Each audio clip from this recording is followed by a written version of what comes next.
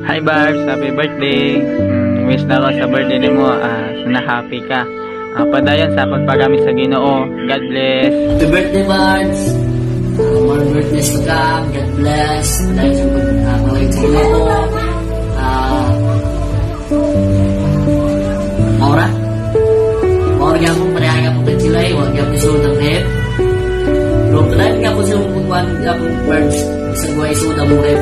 Barbs, okay tatay. God bless. Happy birthday Barbs. Hi Barbs!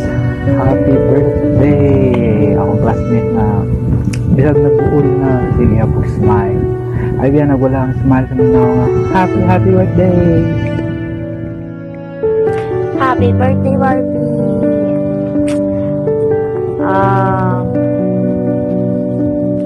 Tiguang na ka. Tubo na gid mong edad.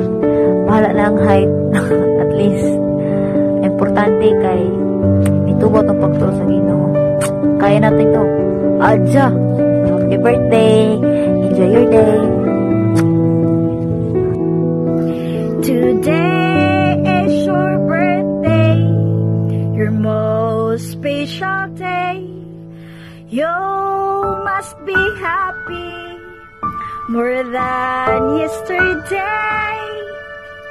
Forget all your sorrows. It's time to rejoice. Today is your birthday, your most special day, Barbie. Happy birthday to you. Happy birthday, happy birthday, happy birthday, Barbie. Hi Barbs, happy birthday. Stay humble, beautiful, and padayon sa pagpangangalaga sa Ginoo.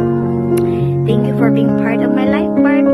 Thank you for being my friend.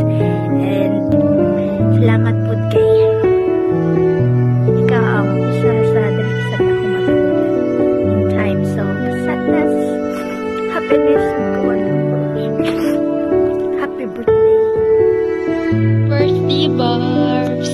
Akong wish mo is padayon sa pagtakod sa virus ay dili padayon sa pagtakod sa imong kadasig no sa pagpangalaga diha sa tong areas. Ang imong kinabuhi Barbs is grabe panalangin gid sa uban nga tao labi na sa ako. Thank you nga nakailati ka ug akong gipasalamatan og dako ang atong areas sa imong kinabuhi. Happy birthday Barbs. Hi Barbie, happy birthday. I wish nga daghang pang blessings mako sa imong pamilya sa imong kinabuhi. Psalms 20 verse 4, the word of God it says, may He grant you your hearts fulfill all your plans. And I pray nga ang imong dream nga ma-success imong kinabuhi o thankfulness sa amuang nga kanang batch kay naa ka sa amuang nga pero may pakatawa sa amuang. Happy birthday Barbs. Hi Baji, happy birthday. Ako message niyo Baji is continue being who you are, continue humble, pretty inside out, and continue to serve God whatever my life brings, and by God's grace be God's best. That's all.